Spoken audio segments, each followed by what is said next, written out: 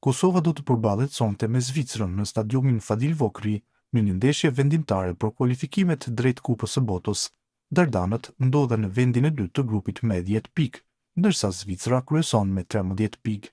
Duke qenë se në takimin e parë zviceranët fituan bindshëm 4-0, ekziston vetëm një skenar që do ta çonte Kosovën drejt kualifikimit të drejtë për drejtë, një fitore e thellë me rezultatin 6-0.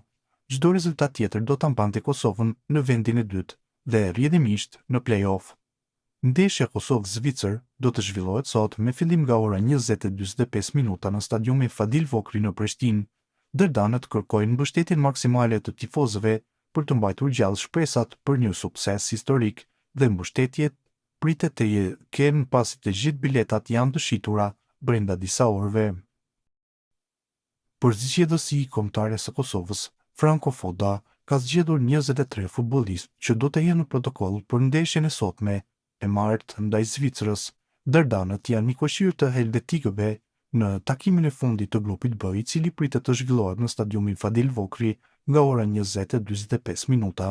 Ekipi i Fodës ka mundësi të kualifikohet nëse fiton vetëm me rezultatin të paktën 6-0, por një gjë duket e pamundur së paku në letër.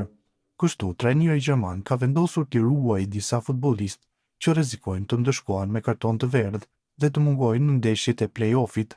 Sipas përditësimeve të fundit nga faqja zyrtare e UEFA-s, dy jetë titullarë si Leon Avdullahu dhe Albian Hajdari nuk janë në listën e ndeshjes ndaj Zvicrës dhe arsyeja e vetme është që rrezikojnë të mungojnë nëse marrin edhe një karton të verdh. Në vend të këtyre dy lojtarëve në listë janë rikthyer Lindon Emrllahu dhe Baton Zabërgja, të cilët nuk ishin në ndeshjen ndaj Slovenisë. Përveç Avdullahut dhe Hajdarit, edhe 3 të tjerë nuk janë pjesë e listës.